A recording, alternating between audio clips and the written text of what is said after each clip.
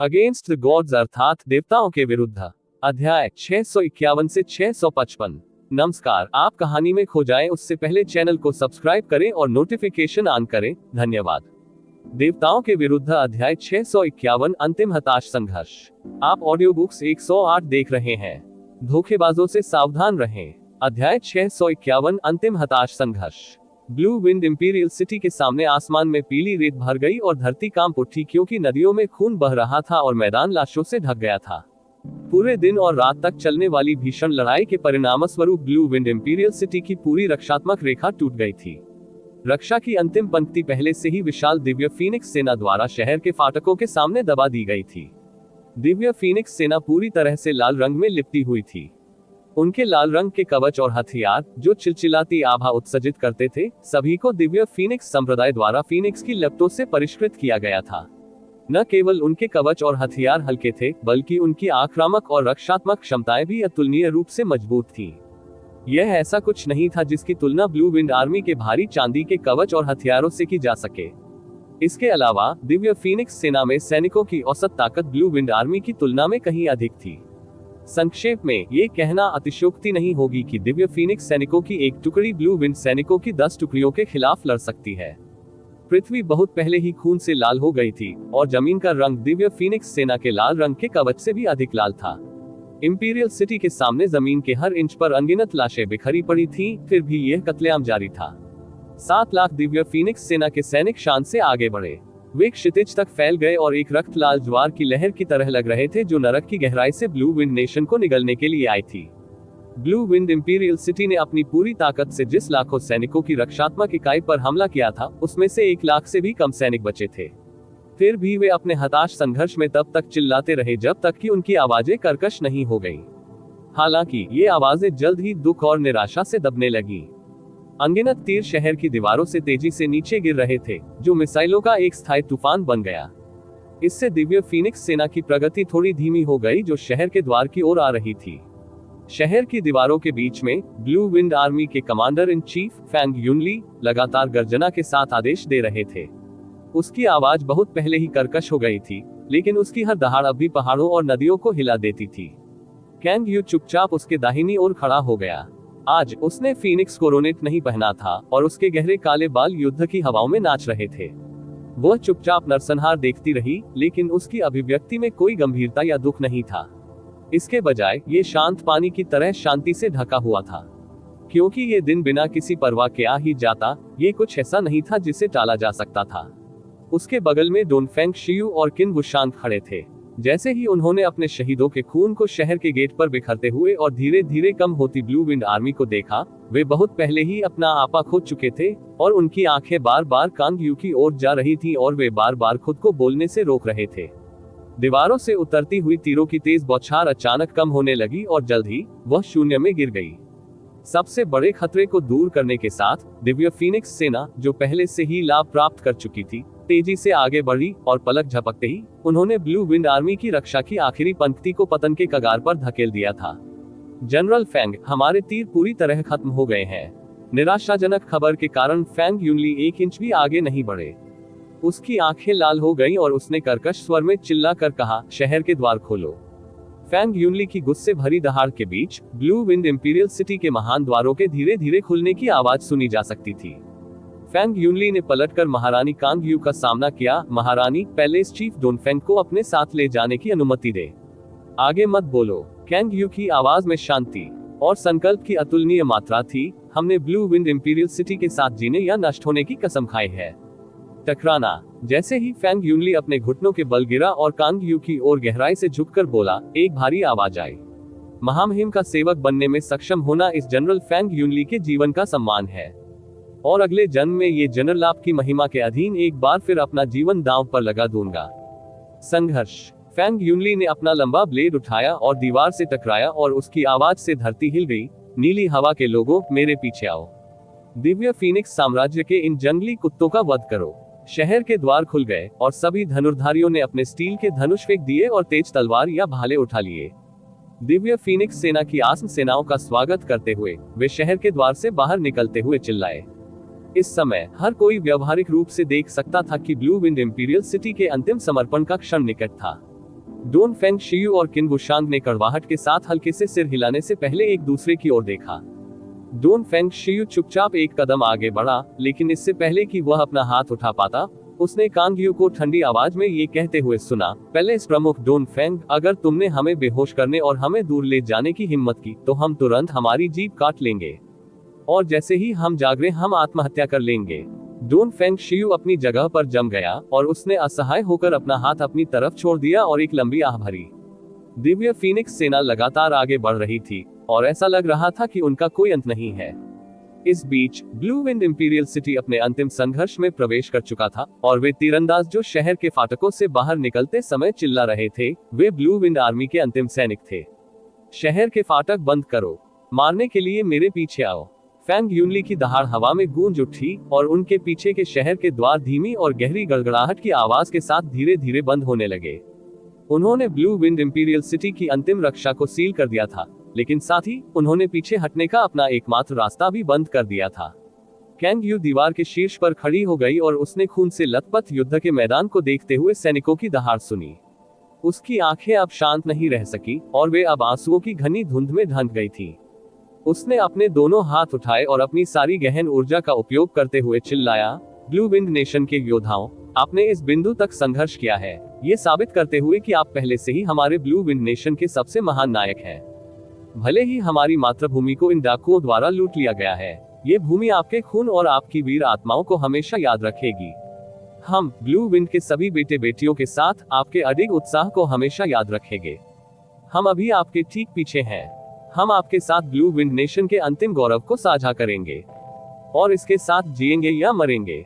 Kang you की आवाज हर blue wind सैनिक के कानों में गूंजती रही। उनका खून जल गया और उनके चेहरे ऐसे भावों में बदल गए जो किसी राक्षस के समान भयावह थे। उनकी आंखें भी रक्तपिपासु भेड़ियों की तरह लाल हो गईं क्योंकि उनके शरीर के चारों ओर की आभा पागलों की तरह बढ़ने लगी। खून से लाल रंग में रंगे आकाश में धरती हिला देने वाली दहाड़ गूंज उठी। पीछे हटने का कोई रास्ता नहीं बचा था और मौत बिल्कुल उनके दरवाजे पर थी, फिर भी उन्हें कोई डर महसूस नहीं हुआ। इसके बजाय उन्होंने दिव्य फीनिक्स सेना की ओर बढ़ते हुए अपनी सारी शक्ति, युद्ध के इरादे, रोष और आक्रोश को सामने ला दिया, जो मूल रूप से आतंक का प्रतीक था। जिस हवा में खून की मोटी गंध थी वह अचानक उन्मादी हो गई क्योंकि युद्ध के मैदान में चीखें कई गुना तेज हो गई।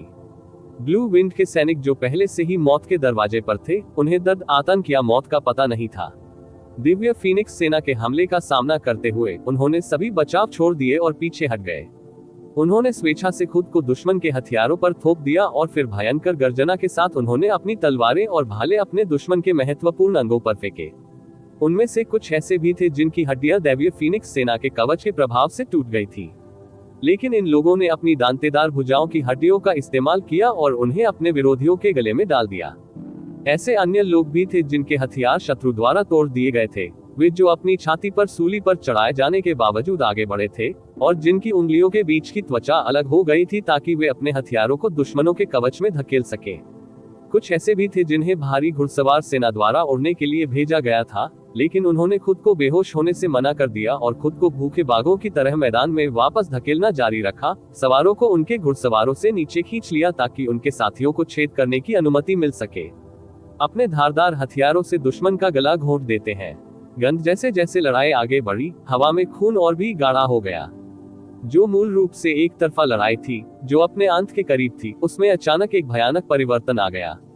डिवाइन फीनिक्स संख्या में प्रत्येक सैनिक की ताकत और उपकरण ब्लू विंड आर्मी के एक सैनिक की तुलना में 10 गुना बेहतर थे, लेकिन ब्लू विंड आर्मी के इस अंतिम प्रतिरोध के दौरान ब्लू विंड आर्मी का प्रत्येक सैनिक कम से कम खींचने में कामयाब रहा। दिव्य फीनिक्स सेना का एक सैनिक उनके साथ कब्र तक गया।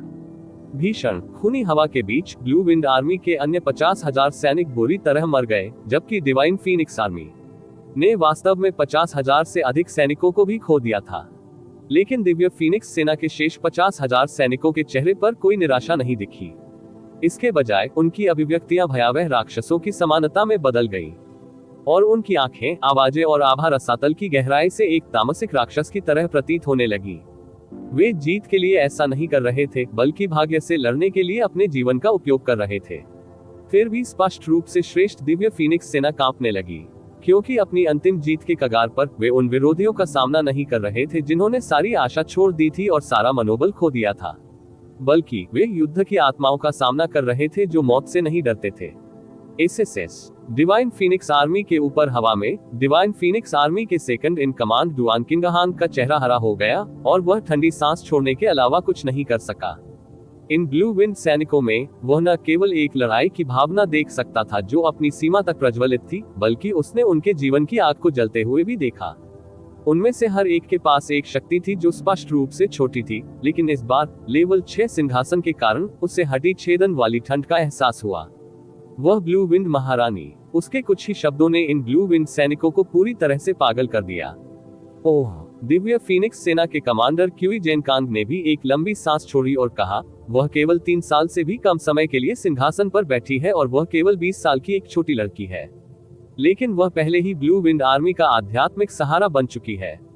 यदि वह नहीं होती तो हम इस स्थिति में नहीं होते जहां हम अभी भी इस ब्लू विंड नेशन को पूरी तरह से जीतने के लिए संघर्ष कर रहे हैं।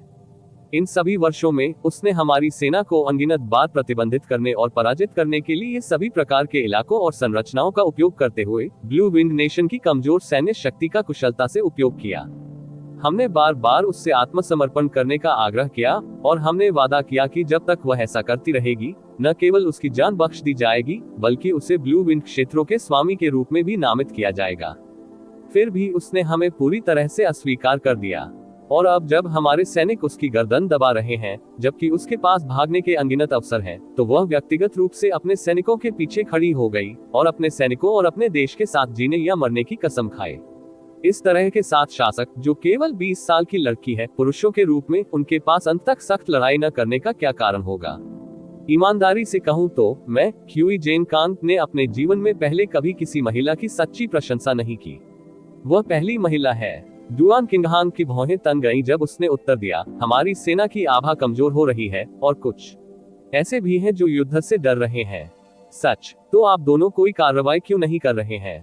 तुम वहां खड़े होकर क्या कर रहे हो और घूर रहे हो? उनके पीछे से एक धीमी आवाज आई। दोनों तेजी से घूमे और सम्मान में सिर झुकाए।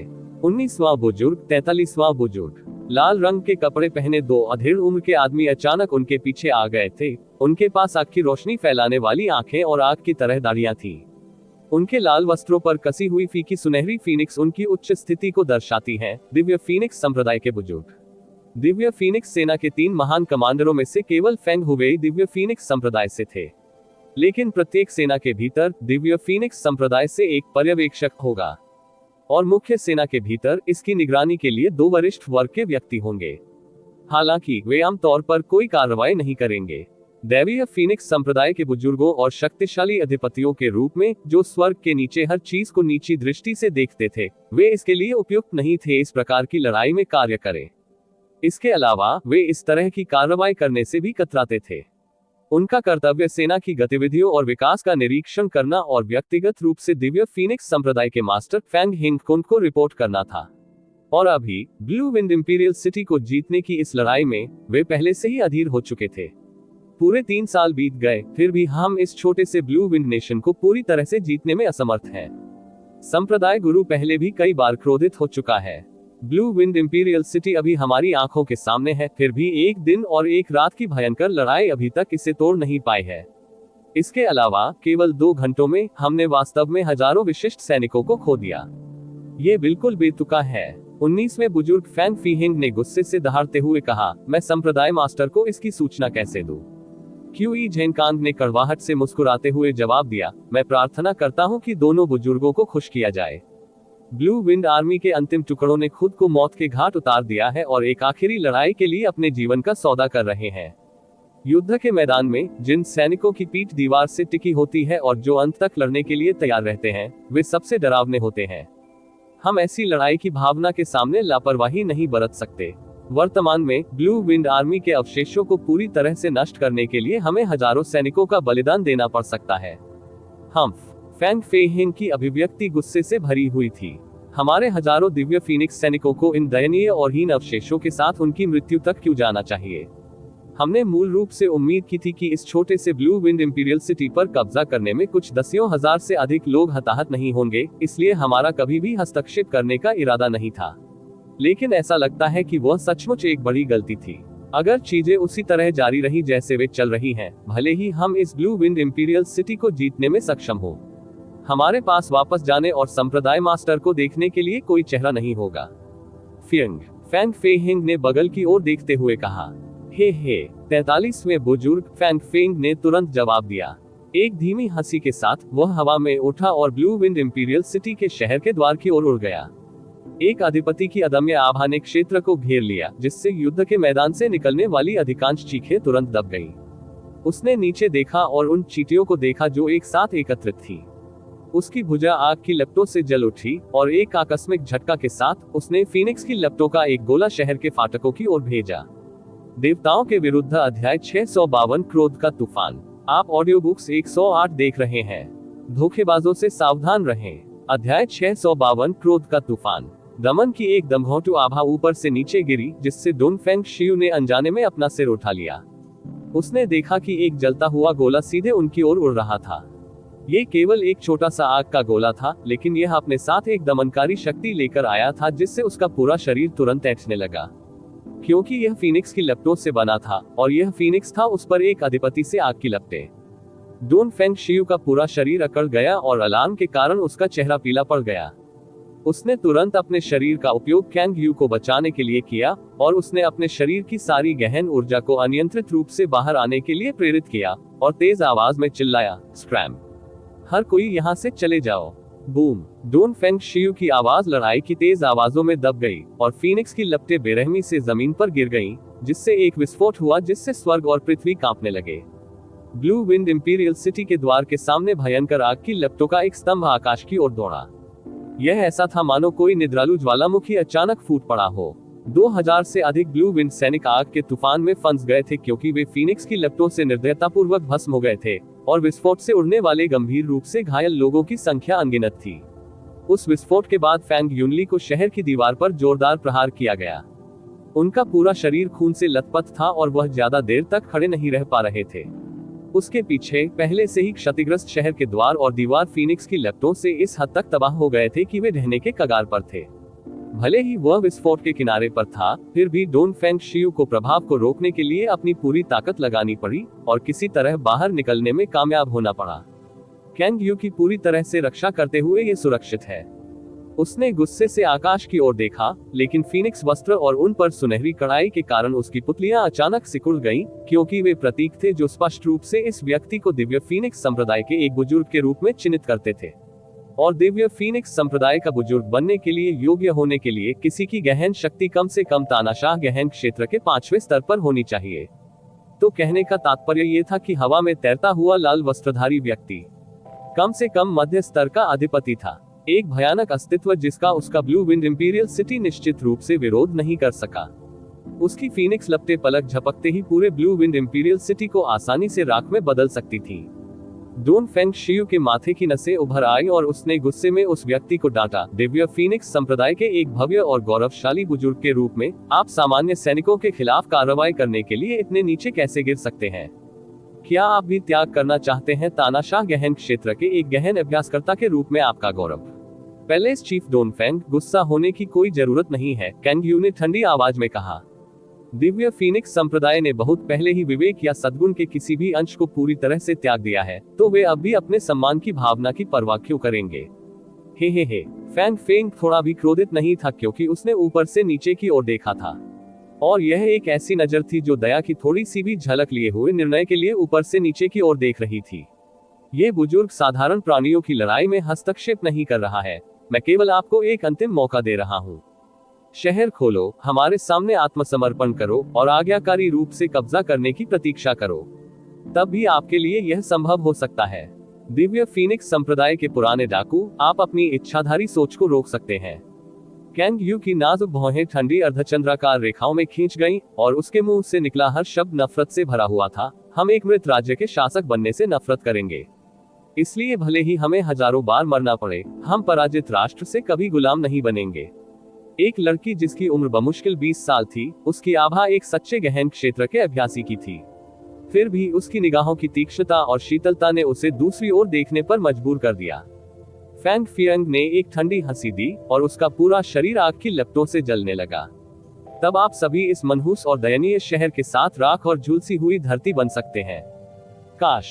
फैंग फियंग के शरीर पर लाल रंग की लपटें तुरंत आसमान में दसियों मीटर तक बढ़ गईं और उसके चारों ओर 3000 किलोमीटर के दायरे में तापमान तेजी से बढ़ गया।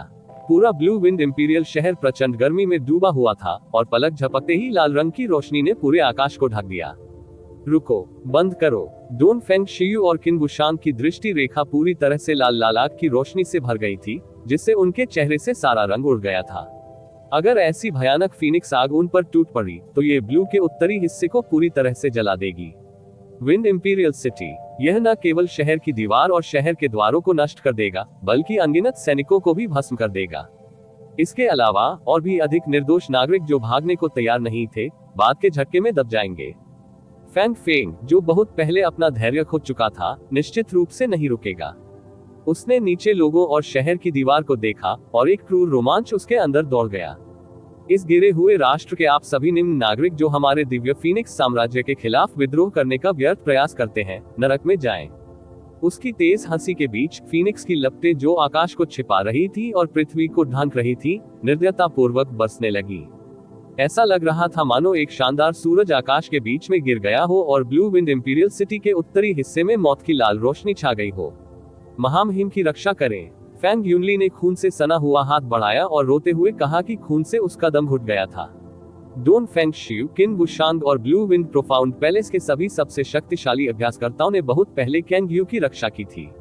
जैसे ही उनके चेहरे दर्द से विकृत हो गए, उनके शरीर की सारी गहन ऊर्जा तेजी से बाहर आने लगी, क्योंकि उनमें से हर एक को पता था कि यह एक मध्य मंच अधिपति द्वारा उत्पादित फीनिक्स लॉ थी।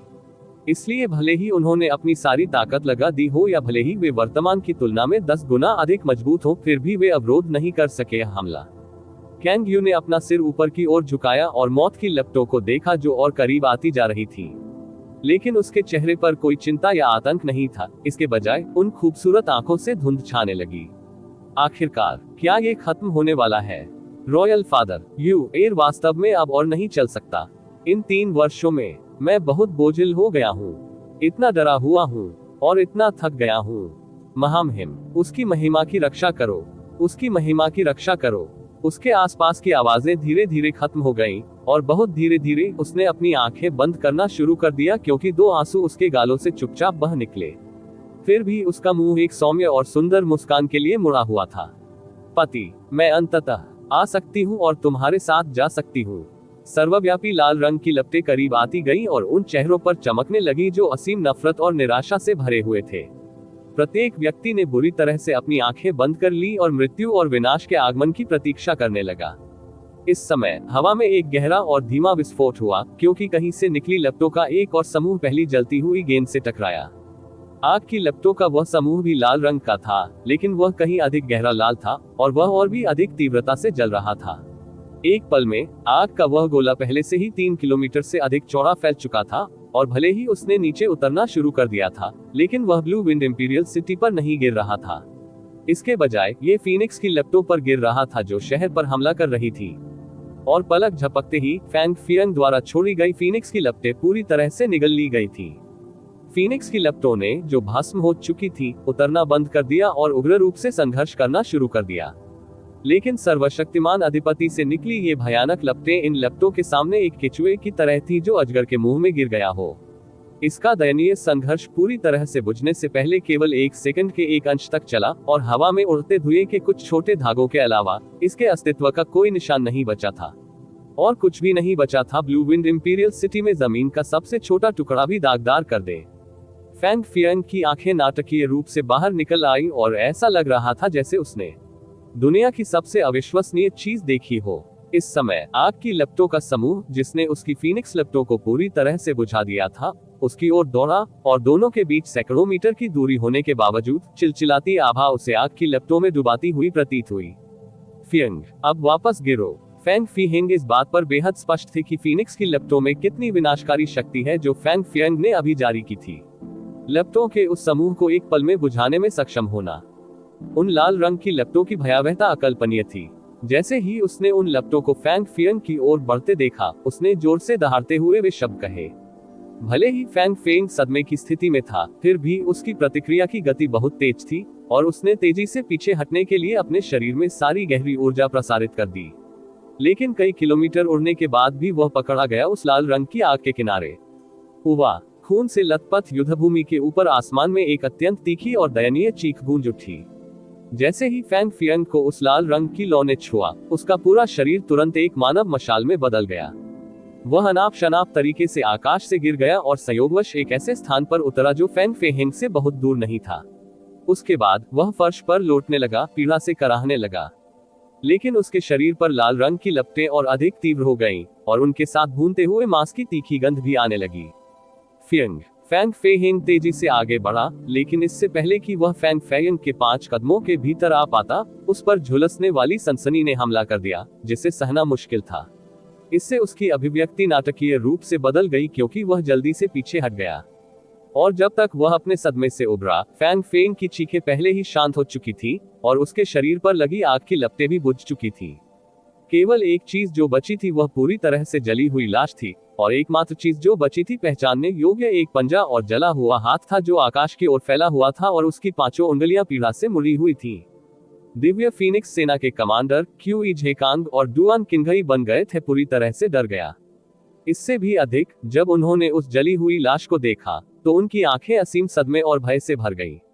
हवा अतुलनीय रूप से गर्म थी और उसके शरीर के भीतर फीनिक्स रक्तरेखा प्रवाहित हो रही थी जो और भी गर्म चमक रही थी। फिर भी फैंग फीहेंग ने स्पष्ट रूप से महसूस किया कि एक चुभने वाली ठंडी आभा उसकी रीढ़ से शुरू हुई और उसके शरीर के बाकी हिस्सों में फैल गई।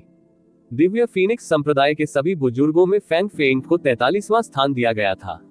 इसके अलावा वह स्तर 5 का अधिपति था जो विश्व के अधिकांश भाग पर अपना आधिपत्य जमा सकता था। फैंग फियंग की गहन शक्ति उसकी तुलना में केवल 2 स्तर कम थी। फिर भी वह उन लाल रंग की लपटों के बहुत ही कम संपर्क में आया था, और परिणामस्वरूप वह कुछ ही सांसों के अंतराल में जलकर राख हो गया था। उसे संघर्ष या विरोध करने का अवसर भी नहीं मिला।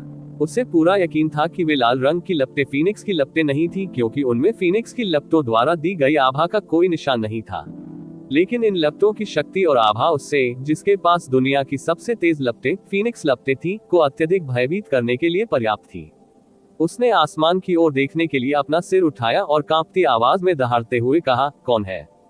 कौन है भाई? आकाश में आग की लपटें गायब हो गई थी, और लाल रोशनी और चिलचिलाती गर्मी जिसने आकाश को अस्पष्ट कर दिया था, उसके साथ गायब हो गई थी। लेकिन रोशनी स्पष्ट रूप से पहले की तुलना में बहुत कम थी, मानो आसमान को ढकने वाली आग की जगह काले बादलों के तूफान ने ले ली हो।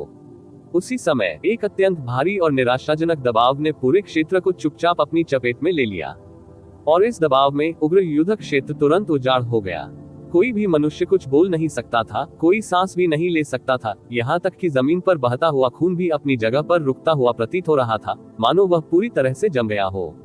इसके अलावा ये दबाव न केवल भारी था, इसमें असीम क्रोध भी था।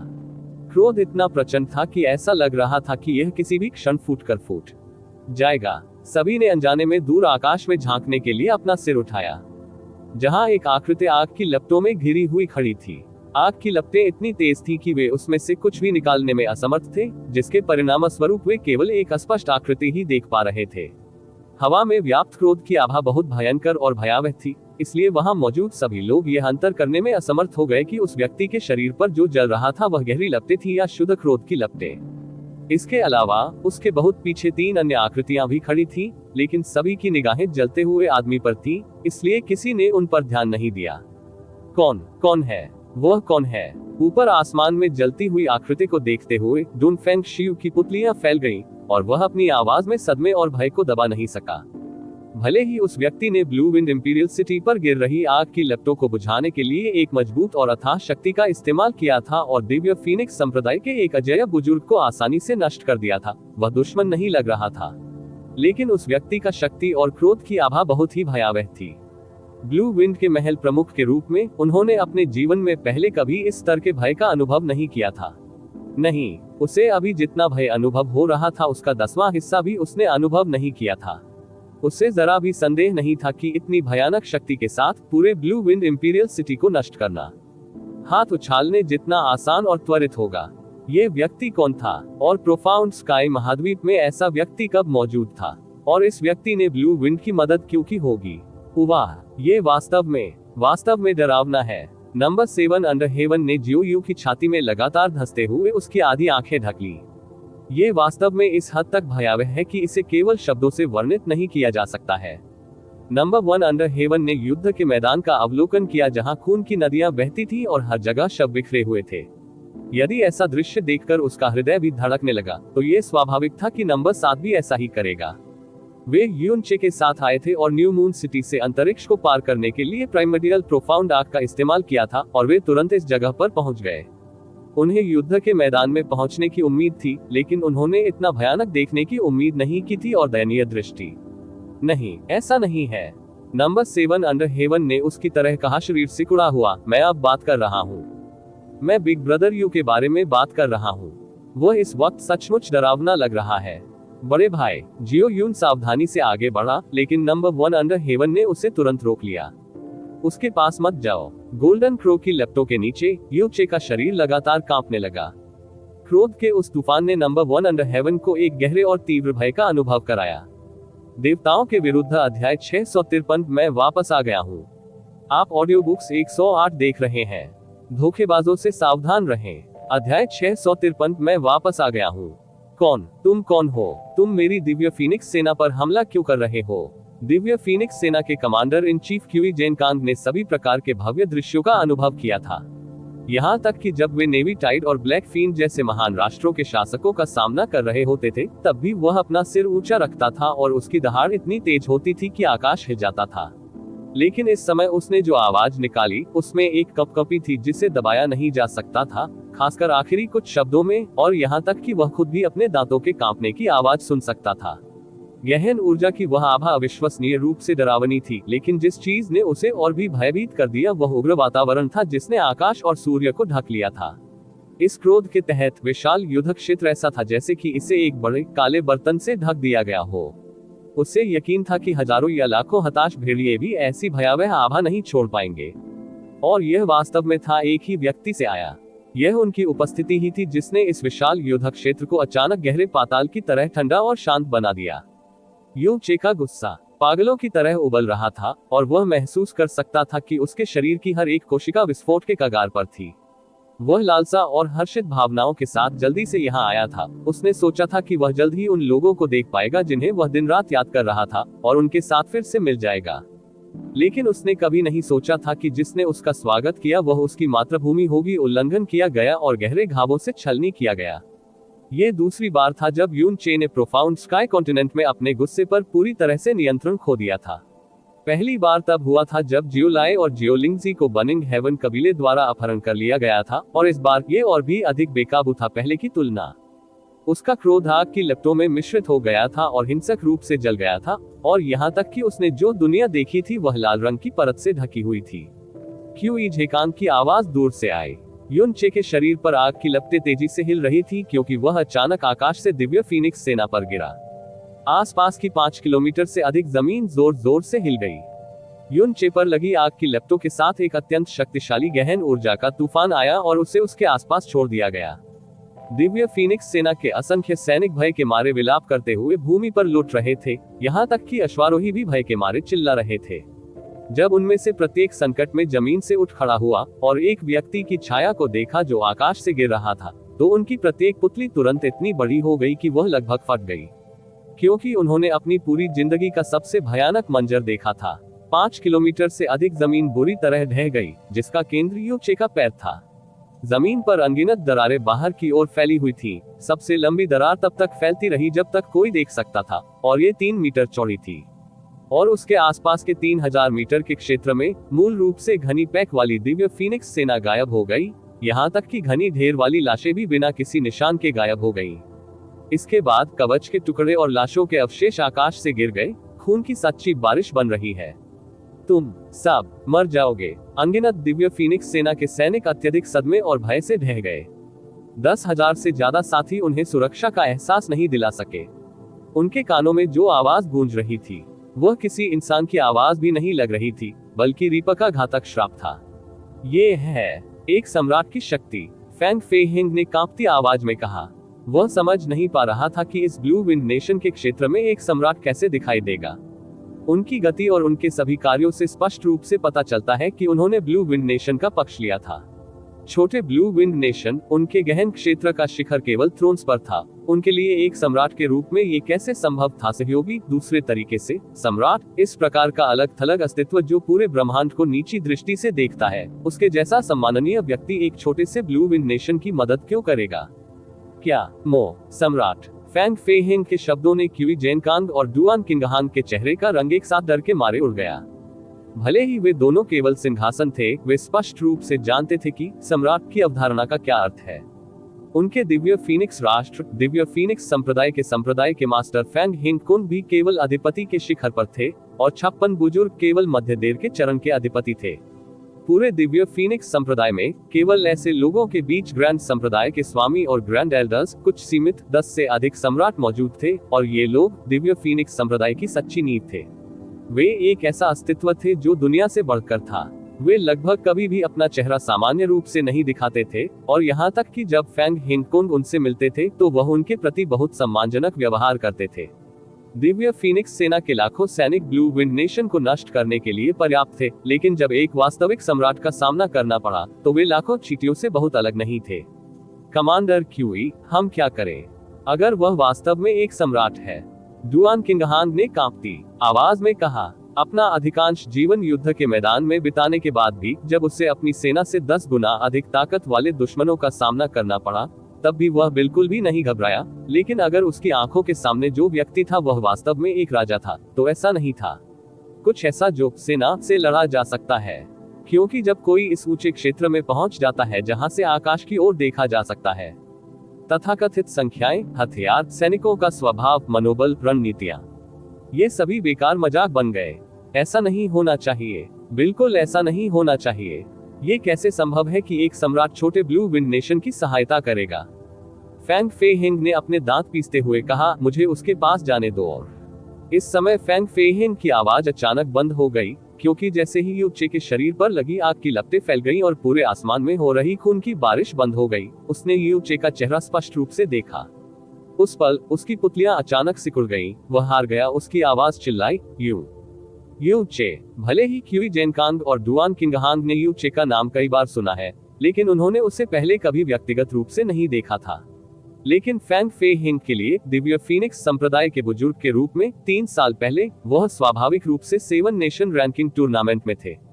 जिन लोगों ने व्यक्तिगत रूप से 7 नेशन रैंकिंग टूर्नामेंट का अनुभव किया था, वे बाकी दिनों में यू चे का चेहरा कभी नहीं भूलेंगे। उनका जीवन। जब फैंग फेहिंग ने यूनचे का नाम चिल्लाया तो कांग यू की आंखें, जो यूचे को देख रही थी, पहले से ही सुस्त थी। उसकी आंखें कांप रही थी और होंठ कांप रहे थे, लेकिन उसके होंठों के बीच से कोई आवाज नहीं निकली। जब उसने यूनचे की दिशा में अपना हाथ बढ़ाया तो वह स्तब्ध रह गई, और उसके पैर अनजाने में उसकी ओर बढ़ने की कोशिश कर रहे थे, लेकिन उसकी दृष्टि और अधिक धुंधली हो गई, यहाँ तक कि उसके पूरे शरीर की ताकत बिना किसी आवाज के पूरी तरह से गायब हो रही थी, जिससे उसका शरीर धीरे धीरे नीचे गिरता है। महाराज डोन फेंग शियू और किन वुशांग ने घबराहट में उसे पकड़ना चाहा, लेकिन एक सुनहरी छाया अचानक घूम गई और एक अविश्वसनीय रूप से भयंकर तूफान ने उन्हें अभिभूत कर दिया, जिससे वे अचानक असहाय हो गए और उन्हें पीछे की ओर धकेल दिया, लगभग जमीन पर गिर पड़े। कैंग यू, जो लगभग जमीन पर गिर पड़ा था, सुनहरे कपड़ों में एक आदमी की बाहों में था। उन्होंने अपनी आंखें केंद्रित की और उस व्यक्ति की ओर देखा जिसने कैंग यू को पकड़ रखा था, और फिर उसी समय उनकी आंखें बहुत चौड़ी हो गईं। यू चे, ये वास्तव में आप ही हैं। यू चे ने कैंग यू को अपनी बाहों में पकड़ लिया, और जो गुस्सा बेकाबू होने की कगार पर था वह गहरी, कोमल भावना और संतुष्टि से घिरा हुआ था, और वह धीरे धीरे शांत हो गया। पहले उसकी पीठ उसकी ओर थी, लेकिन जैसे ही वह गिरने लगी, ऐसा लगा जैसे उसके दिल के नीचे से एक आवाज उसे बुला रही थी, जिसने उसे सहज रूप से मुड़ने और उसकी ओर दौड़ने के लिए मजबूर कर दिया। उसने अपने शरीर को थाम लिया, जो 3 साल पहले की तुलना में बहुत कमजोर हो गया था। उसका हृदय अत्यधिक पीड़ा में था, और वह नहीं जानता था कि उसे घृणा महसूस करनी चाहिए या प्रसन्न होना चाहिए। उसे इस बात से नफरत थी कि ब्लू विंड नेशन में आपदा लाई गई थी, और राष्ट्र के विनाश का दबाव पूरे 3 वर्षों तक उस पर भारी पड़ा रहा। उसे खुशी थी कि वह इस समय वापस आ सका, अंतिम क्षण, और फिर भी उसे अपनी बाहों में पकड़ने में सक्षम हो। अगर वह थोड़ी देर बाद वापस आया, तो परिणाम, वह इसके बारे में सोचने की हिम्मत नहीं कर सका। कैंग यू की आंखें कोहरे की तरह फोकसहीन थी और उसने यू चे को देखा जो उसके करीब था। इस समय उसके पास वह प्रतिष्ठा या दृढ़ संकल्प नहीं था जो आमतौर पर उसके पास होता था। वह इतनी कमजोर थी कि इससे लोगों के दिल दुखने लगे। उसके होंठ हल्के से हिले और उसकी आवाज ऐसी थी मानो वह अभी भी सपना देख रही हो। हंस बैंड, क्या ये सचमुच तुम? यह मैं हूँ, यह मैं हूँ। यू चे ने जितना जोर से हो सके अपना सिर हिलाया। मैं वापस आ गया हूँ। क्या मैं सपना देख रहा हूँ? बिल्कुल नहीं। यू चे ने तुरंत कैंग यू की हथेली को अपने चेहरे पर पकड़ लिया ताकि उसे अपने शरीर के तापमान का एहसास हो सके। मैं यही हूँ, यहाँ एक टुकड़े में। मुझे गौर से देखो, यह कोई सपना नहीं है।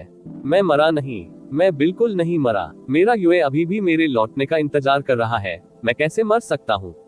वह गर्माहट, शरीर और सुगंध जिसे वह याद करती थी और अपने सपनों में उसके लिए तरसती थी। कांग यू के आंसू उसकी आंखों से बह निकले।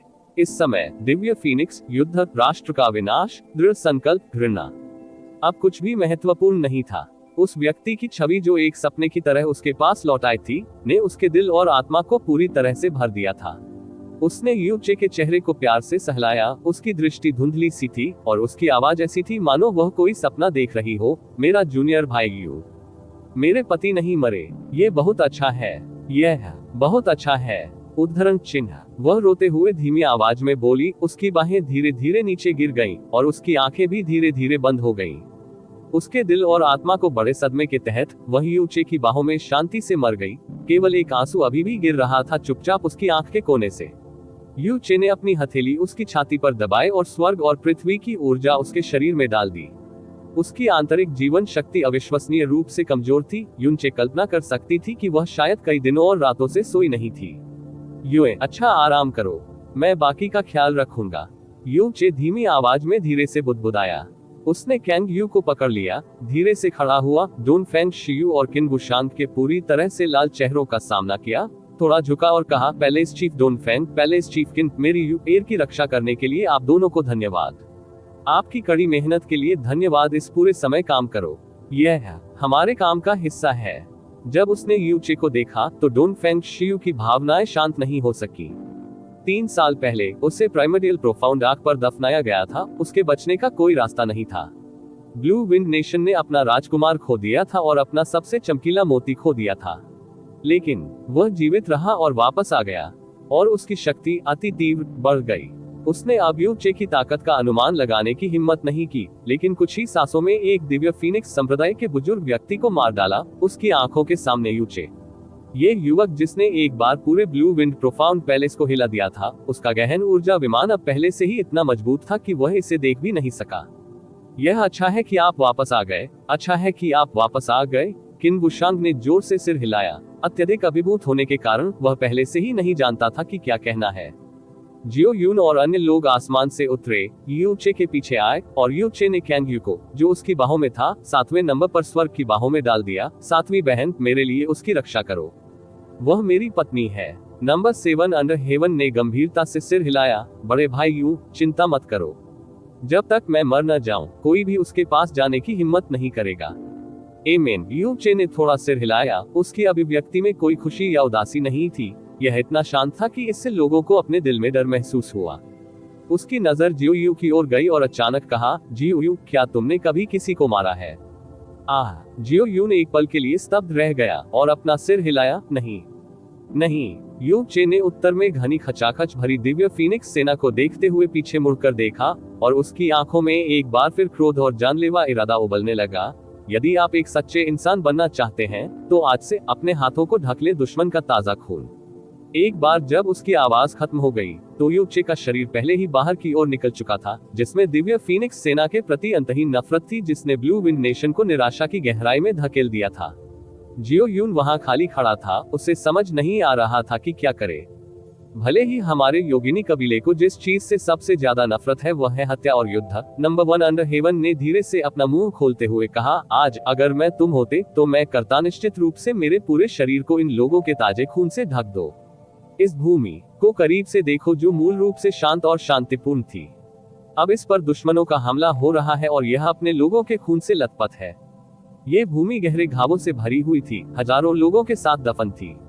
इस तरह के दुश्मन का सामना करना पड़ रहा है जिसने ऐसा अपराध किया है जो नहीं कर सकता माफ कर दिया जाए, और जिन्होंने अपनी मानवता खो दी है। सहनशीलता और दया न केवल सस्ती है बल्कि मूर्खता भी है।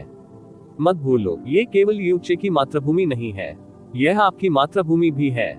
जियो यून, देवताओं के विरुद्ध अध्याय 654 खूनी नरसंहार। आप ऑडियो बुक्स 108 देख रहे हैं।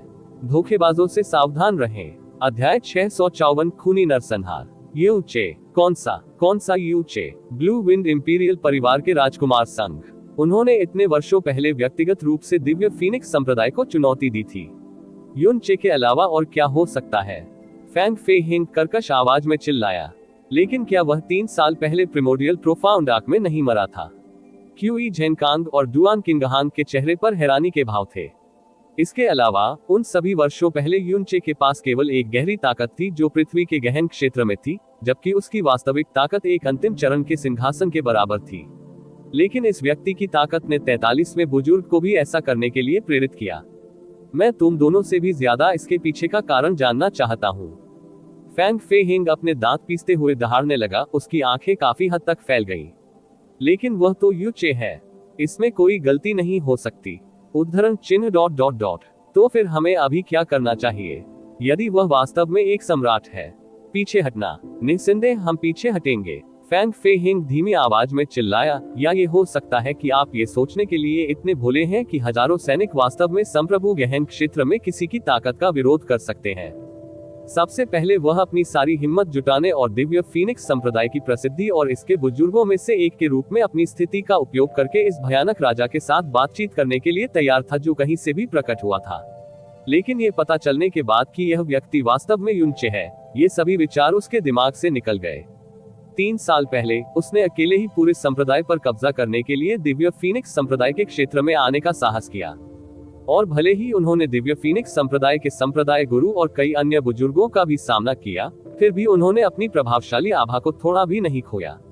उनकी जन्मजात क्षमता और ताकत अतुलनीय रूप से मजबूत थी, जबकि उनका स्वभाव और भी अधिक अत्याचारी और अडिग था। यूचे ने उन सभी वर्षों पहले दिव्य फीनिक्स संप्रदाय को लेने का साहस किया था जब वह केवल पृथ्वी गहन क्षेत्र में था, और वह वर्तमान में वह दिव्य फीनिक्स संप्रदाय के सामान्य लोगों के डर से नियंत्रित नहीं होगा। इसके अलावा अभी वह नफरत की ऐसी आभा छोड़ रहा था जिससे स्वर्ग और पृथ्वी भी कांप उठेंगे। क्यूई जेनकान का चेहरा घूम गया और बिना किसी हिचकिचाहट के उसने अपना साउंड ट्रांसमिशन जेड निकाला और चिल्लाया, सभी सेनाएं पीछे हट गई। पूरी तरह से पीछे हटना शुरू करें। क्यूई जेनकान के तत्काल आदेश ने बड़ी संख्या में कमांडरों को स्तब्ध कर दिया, और उनमें से लगभग सभी ने सोचा कि उनके कानों में कुछ समस्या है। जवाब में कई प्रश्न इन पंक्तियों के साथ क्यूई झेकांग को भेजे गए। रिट्रीट, सिर्फ इस वजह से। एक व्यक्ति, तुम बेवकूफ, क्यूई झेकांग ने गुस्से में दहाड़ते हुए कहा। वह सिर्फ एक साधारण आदमी नहीं है, वह एक सम्राट है। सम्राट। 43वां बुजुर्ग जरा सा भी प्रतिरोध करने में सक्षम हुए बिना ही उसके हाथों मर गया। क्या आप सभी अंधे हैं? पूरी तरह से पीछे हटे, जल्दी करें और जितनी जल्दी हो सके पीछे हटे। इससे पहले कि क्यूई झेनकांग अपना साउंड ट्रांसमिशन जेड नीचे रख पाता, उसे अचानक महसूस हुआ कि उसका पूरा शरीर ठंडा हो गया है। उसने अनजाने में अपना सिर उठाया और देखा कि वह सुनहरी आकृति दीवार के ऊपर से धीरे धीरे उड़ रही है। क्रोध, आक्रोश और हिंसा के वादे से भरी एक आभा ने अचानक उसकी आत्मा को संकुचित कर दिया, जिससे उसके शरीर का सारा खून तुरंत बह गया। उस अत्यधिक उत्पीड़न के तहत बहना बंद करो। इसके अलावा पूरे युद्ध क्षेत्र में दिव्य फीनिक्स सेना के 6 लाख सैनिक और ब्लू विंड आर्मी के शेष 50,000 से भी कम सैनिक भी तुरंत जम गए। यहाँ तक कि नंबर 1 अंडर हेवन में भी गहरे सदमे की अभिव्यक्ति थी और उसके चेहरे पर डर। गहन आकाश महाद्वीप में ये पहली बार था जब यूनचे ने बिना किसी आपत्ति के पूरी तरह से और अनियंत्रित रूप से हत्या के अपने इरादे को जारी कर दिया था। यह इतना तीव्र था कि यह लगभग मूर्त था, और यह इतना हिंसक था कि इससे हर किसी के रोंगटे खड़े हो गए और उनके शरीर और आत्मा को ऐसा महसूस हुआ जैसे वे किसी बर्फीली झील की गहराई में गिर गए हों। आप सभी नरक में जा सकते हैं। यूनचे के हाथ में एक लाल बत्ती चमकी और स्वर्ग को मारने वाली तलवार प्रकट हुई और आगे बढ़ गई। बूम! यूनचे ने किसी भी फैंसी तकनीक या गहन कला का उपयोग किए बिना केवल एक बार अपनी तलवार आगे बढ़ाई थी, और फिर भी उस एक हमले से एक बड़ा विस्फोट हुआ जिससे ऐसा लगा जैसे आकाश फट गया और पृथ्वी ढह गई। यू चे के सामने की धरती पूरी तरह से झुक गई थी और हर जगह रेत उड़ रही थी, जबकि कई हजार दिव्य फीनिक्स सैनिक अतुलनीय रूप से मजबूत गहन ऊर्जा तूफान से तुरंत उड़ गए थे। इससे पहले कि वे निराशा का एक विलाप भी कर पाते, वे चमकीले लाल रक्त फूलों में बदल गए जो उनके शरीर के अवशेषों के साथ हवा में शानदार ढंग से घूम रहे थे, और बहुत जल्द पृथ्वी का विस्तृत विस्तार आंखों से लाल हो गया था, ताजे खून का भेदने वाला रंग। उसकी तलवार के सिर्फ एक वार से 3000 दिव्य फीनिक्स सैनिक भयानक और दयनीय मौत मर गए थे। क्यूई झेनकांग सेना के बीच में स्थित था, इसलिए वह अभी भी कार्रवाई से बहुत दूर था, लेकिन इस दृश्य ने उसे इतना चौंका दिया कि उसकी आत्मा लगभग उड़ गई। उसने साउंड ट्रांसमिशन जेड को मौत की चपेट में ले लिया और अपनी पूरी ताकत से चिल्लाया, सभी सैनिक पीछे हटे। आह! क्यूई झेकांग की कई चीखों के बाद, जो चिंता से भरी हुई थी, यू चे की आकृति पहले से ही इतनी तेजी से सामने आई थी कि उसे नग्न आंखों से नहीं समझा जा सकता था। उसके हाथ में मौजूद विशाल लाल रंग की तलवार ने गहरे लाल रंग की गहरी रोशनी और इतनी प्रचंड आभा छोड़ी कि इसका वर्णन नहीं किया जा सकता, क्योंकि ये दिव्य फीनिक्स सेना के बीच में विस्फोट हो गया जो अभी भी अपने होश में वापस नहीं आई थी। बूम! धरती को हिला देने वाले एक विस्फोट ने सभी की सुनने की क्षमता को पूरी तरह से अस्त व्यस्त कर दिया। तुरंत आकाश में रोशनी असाधारण रूप से मंद हो गई, और ऐसा निश्चित रूप से इसलिए नहीं था क्योंकि आकाश अचानक काले बादलों से घिर गया था। ऐसा इसलिए था क्योंकि आसपास के क्षेत्र की कई किलोमीटर भूमि में भारी उथल पुथल मच गई थी, जिसमें दिव्य फीनिक्स सेना के हजारों सैनिक भी शामिल थे। ये सैनिक आकाश में हजारों मीटर तक उड़े हुए थे और उस क्षण ऐसा लगा जैसे आकाश और पृथ्वी पूरी तरह से उलट गए हों। इसके अलावा पूरा आकाश काली काली धरती और दिव्य फीनिक्स सैनिकों से भर गया था जो आतंक में चिल्ला रहे थे। लेकिन आतंक की ये चीखें केवल कुछ ही क्षणों तक टिकी, क्योंकि बेहद हिंसक और उन्मत्त भारी तलवार के तूफान से उनके शरीर रेत के कण से भी छोटे टुकड़ों में बिखर गए। टकरा जाना। आसमान में छाई काली धरती वापस जमीन पर गिर गई, लेकिन हजारों दिव्य फीनिक्स सैनिकों में से एक भी वापस जमीन पर उतरने में सक्षम नहीं था, क्योंकि केवल वही चीजें थी जो जमीन पर फड़फड़ा रही थी, खून और हड्डियों के टूटे हुए टुकड़े। इसके अलावा अवशेषों में से एक भी पूरी उंगली नहीं मिली, पूरा शरीर तो दूर की बात है। एक बार जब पृथ्वी, जो आकाश की ओर उठी थी, वापस नीचे उतरी, तो उसका रंग अब धूसर और पीला नहीं रहा। इसके बजाय यह एक चौंकाने वाला फीका लाल रंग बन गया था, और ये लाल कवच और हथियारों के अनगिनत टूटे हुए टुकड़ों के साथ मिश्रित हो गया था। जमीन के ऊपर भारी तलवार की अभी भी अप्रकाशित ऊर्जा के कारण विकृत हवा की धारियां फुफकारने और चटकने लगी। विशाल युद्ध क्षेत्र एक पल में था, और यह वास्तव में केवल एक पल था, जो रक्त, आतंक और पीड़ादायक विलाप से भरे यातनागृह में बदल गया था। लोग पूरे शरीर को छोड़े बिना मर गए, और जो लोग अभी भी जीवित थे वे कांप गए, विलाप करने लगे और महसूस किया कि उनका साहस टूट गया है। कई दिव्य फीनिक्स सैनिक जो हमले से प्रभावित नहीं हुए थे, वे जमीन पर गिर गए और डर के मारे दुबक गए। उनके शिष्य अनुबंध कर रहे हैं। इसके अतिरिक्त जो दृश्य उनके सामने प्रकट हुआ वह इतना भयानक था कि उनकी आत्माएं व्यवहारिक रूप से उनके शरीर को छोड़ चुकी थी, जिसके परिणामस्वरूप उन्हें वापस उठना पड़ा। माहौल दमघोंटू था। दरअसल हर कोई जो महसूस कर रहा था वह जुल्म की पराकाष्ठा थी। ब्लू विंड आर्मी के प्रत्येक व्यक्ति की आंखें तश्तरियों में फैली हुई थीं, किसी एक की भी नहीं। उनमें से एक को भी संदेह नहीं हुआ कि वे सपना देख रहे हैं। जिस दिव्य फीनिक्स सेना से वे लगातार नफरत करते थे, वह एक ही पल में नष्ट हो गई थी, इसलिए उन्हें इसके बजाय खुशी से भर जाना चाहिए था। लेकिन जो दृश्य उनकी आंखों के सामने आया था, उसने उन्हें एक सदमे और भय का सामना करना पड़ा जो लगभग वैसा ही था, दिव्य फीनिक्स सेना के समान ही महान। यहाँ तक कि फैंग यूनली, जो मृत्यु को संभाव से देखता था, लंबे समय तक अपने होश में वापस आने में असमर्थ था, क्योंकि वह वहीं खड़ा था, उन आंखों से घूर रहा था जो छोटे चंद्रमाओं के समान गोल हो गई थी। जियो यून ने आसमान से बरसते खून, अनगिनत संख्या में टूटी हुई लाशों और एक पल में लाल रंग में रंगी धरती को देखा। उसका पहले का महान संकल्प बुरी तरह हिल गया। वह तेजी से इधर उधर घूमता रहा और उसकी हथेलियों ने उसके चेहरे को ढक दिया जो चादर की तरह सफेद था। मैं यह नहीं कर सकता, मैं सचमुच यह नहीं कर सकता। नंबर 7 अंडर हेवन ने झट से उससे गले लगाया और सांत्वना दी, ये ठीक है, ये पूरी तरह से ठीक है। मुझे भाई यू पसंद है। वह इतना दयालु व्यक्ति है कि वह किसी छोटे जानवर को भी चोट पहुंचाने को तैयार नहीं होता। यदि आप वास्तव में बिग ब्रदर यून की तरह बन जाते हैं तो मैं इसके बजाय वास्तव में डरूंगा, इसलिए ये वास्तव में ठीक है। नंबर 1 अंडर हेवन के एक्सप्रेशन भी बेहद बदसूरत हो गए थे। उसने अपना चेहरा दूसरी ओर घुमा लिया और खून के रंग में रंगे युद्ध क्षेत्र की ओर देखने की भी उसकी हिम्मत नहीं हुई, जबकि वह धीमी आवाज में बुदबुदाया, सोचने के लिए कि वास्तव में इतनी भयानक हत्या का इरादा था। जो मौजूद है इस दुनिया में। हु सेना के कमांडरों के रूप में डुआन किंगहांग और क्यूई झेनकांग ने अधिकांश समय अचंभे में बिताया था, क्योंकि उन्होंने पहले कभी किसी सम्राट की ताकत नहीं देखी थी। उन्होंने व्यक्तिगत रूप से 1 लाख सैनिकों को देखा, पूरे 1 लाख लोगों को युन चे की तलवार के एक ही झटके के नीचे, सिर्फ एक ही झटके में हिंसक और बदसूरत मौतें मरते देखा।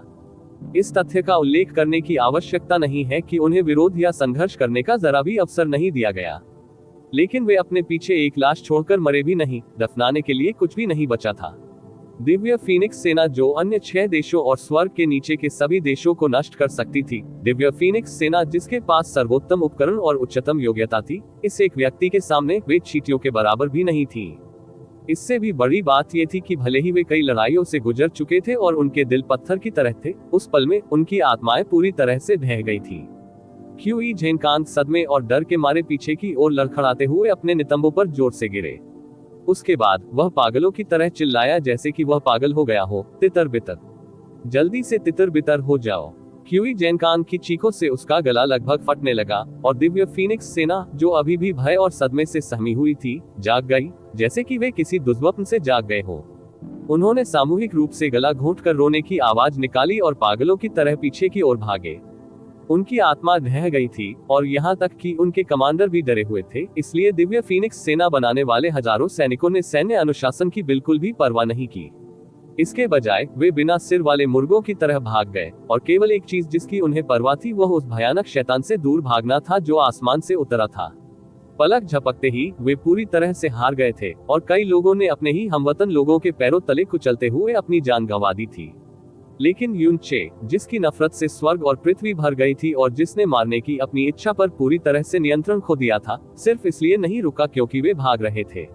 उसकी आंखें लाल लाल हो गईं और जैसे ही गोल्डन क्रो की लपटें तेजी से जमा होने लगी, वह आकाश में उड़ गया।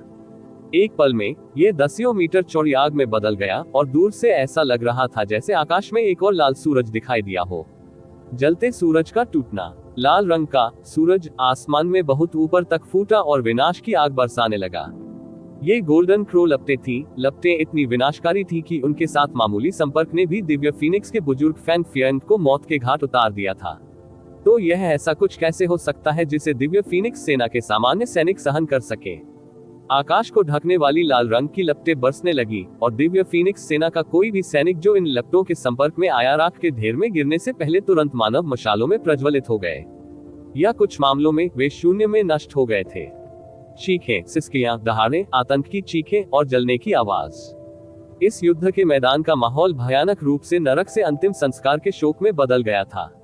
जैसा कि दिव्य फीनिक्स सेना, जो स्वर्ग के नीचे बेजोड़ थी, ब्लू विंड के माध्यम से चल रही थी, उसकी राजधानी पर विजय प्राप्त कर रही थी और उस पर नियंत्रण करना इतना सरल माना जाता था कि यह एक बच्चे से कैंडी चुराने जैसा था।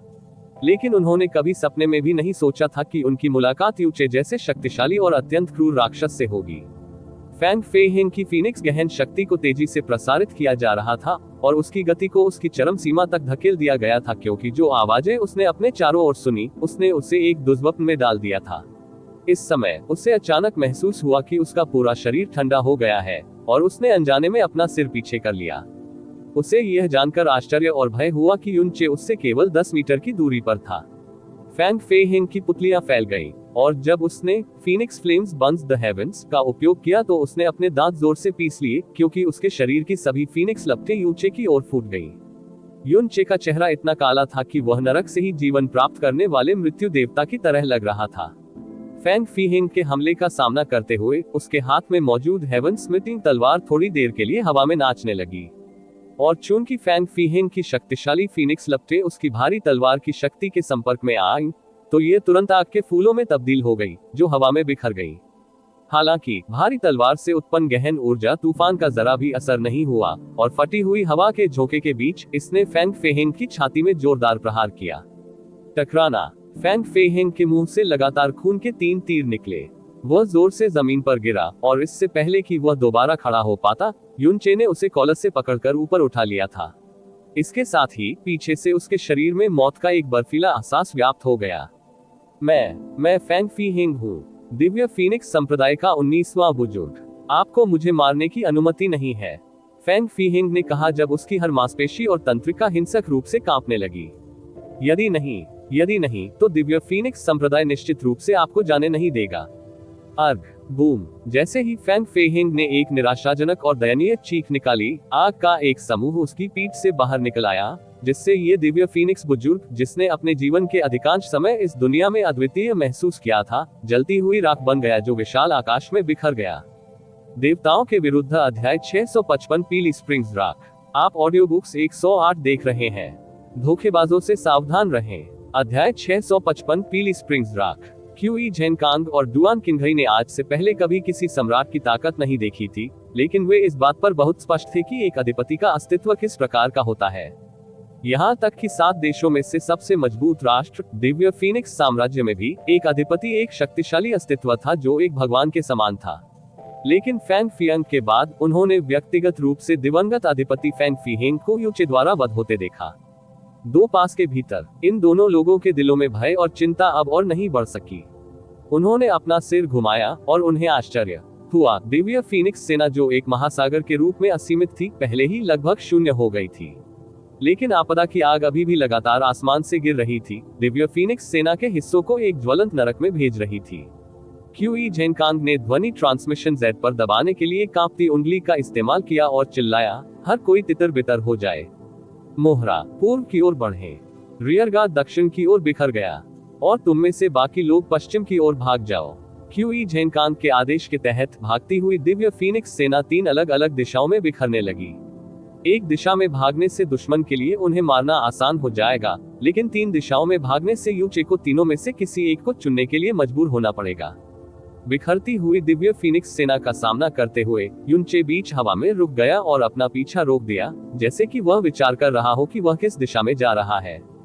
क्यूई झेकांग, जो पूर्व की ओर भाग रहा था, ने युनचे को देखा जो एक स्थान पर रुक गया था, और उसने राहत की सांस ली।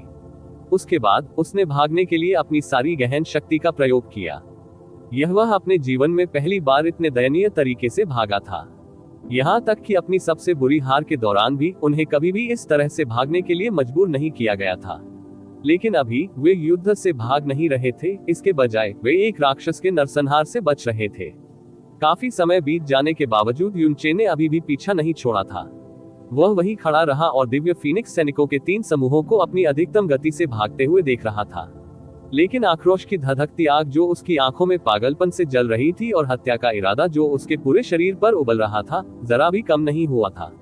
इस समय उसने अंततः अपनी चाल चली, लेकिन पीछा करने के बजाय वह उड़ गया। जब तक वह जमीन से हजारों मीटर ऊपर नहीं हो गया, तब तक वह आकाश में ऊंचा उठा।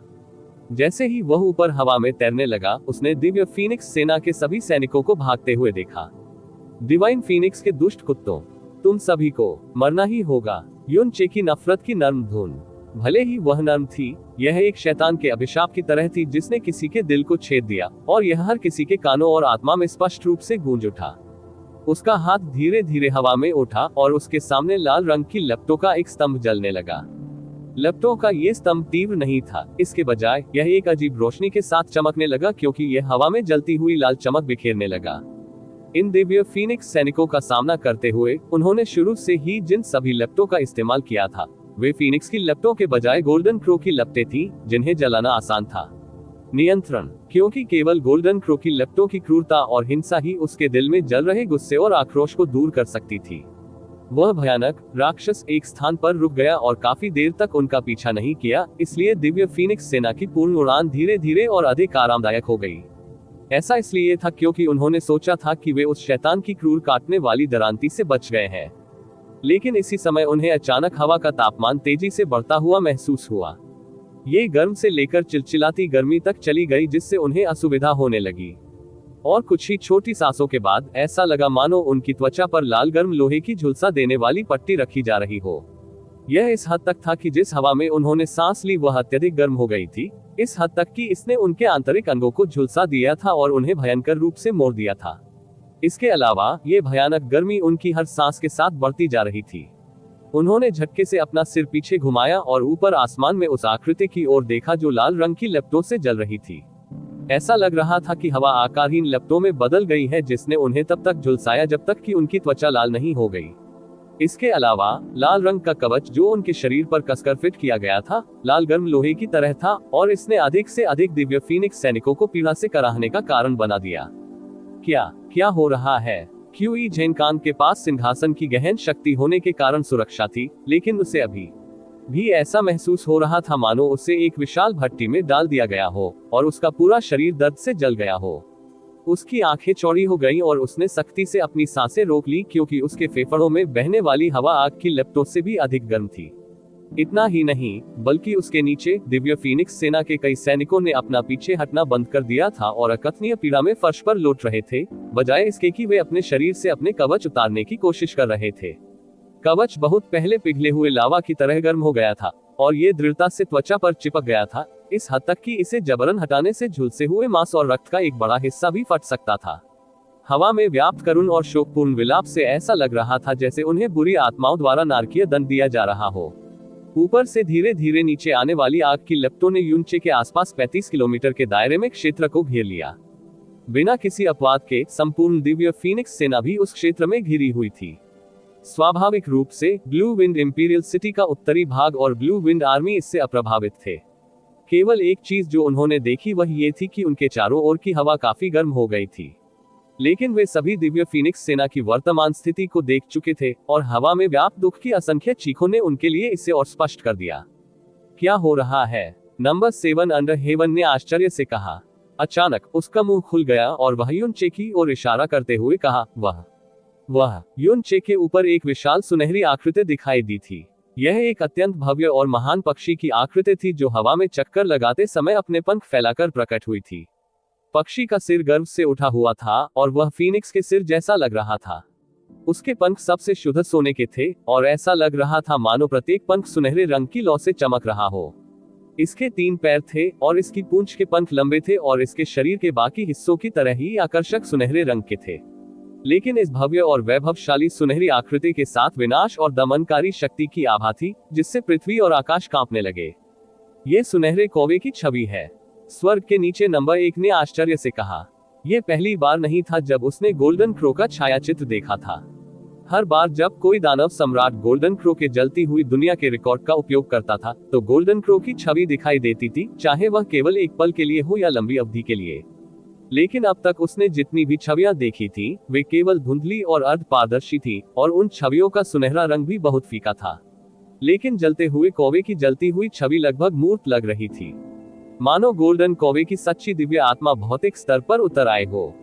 वह आकर्षक सुनहरी चमक इतनी तेज थी कि वह लगभग अपनी आंखें नहीं खोल सका और अत्यधिक अत्याचारी ताकत और विनाश की आभा ने उसकी आत्मा को अनियंत्रित रूप से कांपने पर मजबूर कर दिया। बताने की जरूरत नहीं है, यह इस तथ्य के बावजूद था कि वह छवि से बहुत दूर था और हमले का लक्ष्य नहीं था। जब पिछले सभी दानव सम्राटों की रक्तरेखा गोल्डन क्रो की पैतृक भूमि में जागृत हुई थी तो उन्हें रक्त की केवल 3 बूंदें दी गई थी और गोल्डन क्रो के जलती हुई दुनिया के रिकॉर्ड को समझने के संदर्भ में उन्हें केवल 3 महीने का समय दिया गया था। इल्यूसरी डायमंड क्षेत्र के इतिहास में सबसे शक्तिशाली दानव सम्राट गोल्डन क्रो के बर्निंग वर्ल्ड के रिकॉर्ड के चौथे स्तर तक ही पहुंचने में कामयाब रहा था। हालांकि यूचे के मामले में उसे खून की 9 बूंदें दी गई थी। अपने विशेष ईविल गॉड फायर बॉडी और सीखने में अपनी अत्यंत उच्च योग्यता के कारण 3 महीने की अवधि के भीतर उन्होंने गोल्डन क्रो के बर्निंग वर्ल्ड के रिकॉर्ड के सभी 7 स्तरों को समझ लिया था। कहने का मतलब ये था कि यूनचे, ये व्यक्ति जिसे दानव सम्राट के कबीले में शामिल किया गया था, उसके पास गोल्डन क्रो की लपटें थी जो भ्रामक दानव क्षेत्र के इतिहास में हर एक दानव सम्राट से अधिक थी और यहाँ तक कि पहले दानव सम्राट के पास भी थी। उसकी तुलना नहीं कर पाऊंगा। इस समय भले ही पिछले सभी दानव सम्राट इस दृश्य में उपस्थित हों, वे यूचे द्वारा जारी की जा रही गोल्डन क्रो आभा से पूरी तरह से आश्चर्यचकित होंगे। स्वर्ग के नीचे नंबर 1 की तो बात ही छोड़ दे, क्योंकि यूनचे जो दिखा रहा था वह कुछ ऐसा था जो गोल्डन क्रो के बर्निंग वर्ल्ड के रिकॉर्ड का 7वां स्तर था जिसके साथ वे पहले कभी संपर्क में नहीं आए थे और इसके बारे में सपने में भी सोचने की हिम्मत नहीं की थी। आप सभी नरक में जा सकते हैं, अब यूचे ने धीमी आवाज में कहा और जब उसने दर्द की कराहें सुनी जो उसके चारों ओर थी तो उसकी आंखें रेचन के आनंद से चमक उठी। गोल्डन क्रो के जलती हुई दुनिया के रिकॉर्ड का 7वां स्तर। अपनी वर्तमान ताकत को देखते हुए भी वह अभी भी इसे मुश्किल से संभाल सकता है और फिर भी इसके लिए अभी भी ऊर्जा की बहुत बड़ी खपत की आवश्यकता होगी। लेकिन इन आक्रमणकारियों के लिए जिन्होंने ब्लू विंड नेशन के खिलाफ अकथनीय अपराध किए थे और जिनके लिए 10,000 मौतें भी उनके पापों को धोने के लिए अपर्याप्त थी, उन्हें मरना ही था, उन सभी को मरना ही था। गोल्डन क्रो का उग्र विनाश का क्षेत्र। पीली स्प्रिंग्स राख। यूं चे के शरीर पर आग की लपटें और उसके पीछे गोल्डन क्रो की छवि धीमी आवाज के साथ फट गई। एक गर्जना की ध्वनि जो दुनिया के अंत का संकेत देती प्रतीत हुई, उसने क्षेत्र की अन्य सभी ध्वनियों को निगल लिया। ब्लू विंड इंपीरियल सिटी के भीतर और इसकी दीवारों पर मौजूद सभी लोगों ने देखा कि उनका परिवेश तुरंत लाल रंग की लपटों में घिर गया था, क्योंकि उनकी दुनिया शुद्ध लपटों में बदल गई थी। दिव्य फीनिक्स सेना, पृथ्वी, क्षितिज और यहाँ तक कि ऊपर का आकाश भी पूरी तरह से ढक गया था आग की लपटों के साथ। उन्हें आग के अलावा और कुछ दिखाई नहीं दे रहा था और ऐसा लग रहा था मानो सारा संसार ही नारकीय हो गया हो आग की लपटों का शोधन। सभी की आंखें चौड़ी हो गई थी और सभी के मुंह पूरी तरह से खुले हुए थे, लेकिन एक भी व्यक्ति ने एक भी आवाज नहीं निकाली। उनके कान बहरे हो गए थे और लाल आग की लपटों से उनकी आंखें पूरी तरह से चौंधिया गई थी। प्रतीत होने वाली असीम और असीमित लपटों के भीतर सब कुछ निर्दयतापूर्वक जलकर खाक हो गया। वहां मौजूद हर एक शख्स ने अपनी जिंदगी का सबसे चौंकाने वाला और खौफनाक मंजर देखा। उनका दृढ़ विश्वास था कि पूरे गहरे आकाश महाद्वीप में सबसे भयानक ज्वालामुखी का विस्फोट भी इस असीम ज्वाला की तुलना में फीका होगा जिसने स्वर्ग और पृथ्वी को हिला दिया था, और ऐसा लग रहा था कि इसमें दुनिया को समाप्त करने की शक्ति थी। स्वर्ग के नीचे नंबर 1, स्वर्ग के नीचे नंबर 7 और जियो यून अभिभावक परिवारों में पले बढ़े थे जो भ्रामक दानव क्षेत्र के भीतर सत्ता के उच्चतम क्षेत्रों में थे, इसलिए उनके अनुभव आम आदमी की तुलना में कहीं अधिक समृद्ध थे। लेकिन इसका सामना करना पड़ा सर्वव्यापी विस्फोट से। वे भी इस हद तक सदमे में थे कि उनकी आत्माएं लगभग उनके शरीर को छोड़ रही थी। इसलिए यदि यह उनके लिए ऐसा था, तो कोई कल्पना कर सकता है कि यह बाकी सभी के लिए कैसा होगा। असीम आकाश पुनर्तः लाल रंग में रंग गया था। यह आग जिसने आकाश को अस्पष्ट कर दिया था, अधिक समय तक नहीं टिकी, लेकिन दिव्य फीनिक्स सेना के कमजोर और नाजुक सैनिकों के लिए इस भयानक गोल्डन क्रो डोमेन को अपना काम करने के लिए केवल एक पल की आवश्यकता थी। 10 सांसों के बाद हवा, जो आसमान में भर गई थी, चिल्लाती हुई धरती पर गिर पड़ी। लेकिन किसी भी स्तब्ध चेहरे ने इस दृश्य से मुंह नहीं मोड़ा। इसके बजाय उनके चेहरे और उनकी आंखों में सदमे और भय की अभिव्यक्ति दिखाई दी। आह आह आह आह। जैसे ही उसकी सुनने की क्षमता ठीक होने लगी, जियो यून ने अपने गले से लगातार कांपती आवाजें सुनी। ब्लू विंड इंपीरियल सिटी के सामने जमीन का विशाल विस्तार भयानक रूप से खाली हो गया था। यून चे के आसपास का पूरा 35 किलोमीटर का दायरा, उसके भीतर की हर चीज गायब हो गई थी। सूखे पेड़, इमारतों के खंडहर, लुढ़कते रेत के टीले, गिरे हुए और टूटे हुए पत्थर और लाशों के पहाड़ और खून की नदियां, ये सब गायब हो गया था। विशाल और राजसी दिव्य फीनिक्स सेना, जिसमें सैकड़ों हजारों सैनिक थे और जो आगे बढ़ने पर प्रचंड सुनामी में बदल जाती थी, पूरी तरह से गायब हो गई थी। वे बह नहीं गए थे, वे गायब हो गए थे, क्योंकि उस खाली जगह के भीतर कोई लाशें नहीं थी, कोई टूटा हुआ कवच नहीं था, खून का एक निशान भी नहीं था। सब कुछ पूरी तरह से गायब हो गया था और उनके अस्तित्व का एक भी निशान नहीं बचा था। उस पूरे क्षेत्र की सतह दर्पण की तरह चिकनी और समतल हो गई थी, और सतह इतनी सफेद थी कि हर किसी का दिल धड़कने लगा था। इस सफेद रंग के अलावा कोई अन्य रंग नहीं था जिसे नग्न आंखें देख सके। ऊपर आसमान में गहरा लाल रंग कम होने लगा था, लेकिन आसमान में मंडरा रहे बादल पूरी तरह से गायब हो गए थे। उसका एक छोटा सा टुकड़ा भी नहीं बचा। ये नरसंहार नहीं था, विनाश भी नहीं था। इसके बजाय इसने 35 किलोमीटर के दायरे में पृथ्वी को एक खाली स्लेट में बदल दिया। यून चे स्थान के भीतर एकमात्र अस्तित्व बन गया था। इस खामोश दुनिया के बीच में यू चे ने धीरे से अपना हाथ नीचे किया। आसमान पर छाए उन लपटों के बुझने के बाद उसकी आंखों में हिंसा और निर्ममता भी धीरे धीरे खत्म हो गई थी। अपने नीचे की खाली धरती को देखकर उसकी अभिव्यक्ति बिल्कुल शांत हो गई थी। धीरे धीरे उसने अपना सिर उत्तर पश्चिम की ओर कर लिया। यही वह दिशा थी जिसमें दिव्य फीनिक्स साम्राज्य स्थित था। इस दिव्य फीनिक्स सेना को नष्ट करना केवल शुरुआत थी। वह ऐसा व्यक्ति था जिसे निश्चित रूप से खून का बदला खून से देना पड़ा। इसलिए यदि पूरे देश के प्रतिशोध की बात आती, तो उसकी नफरत से आसमान भर जाता। इस तरह के और अपडेट के लिए कृपया हमारे चैनल ऑडियो बुक्स 108 को सब्सक्राइब करें और नोटिफिकेशन सक्षम करें। धन्यवाद।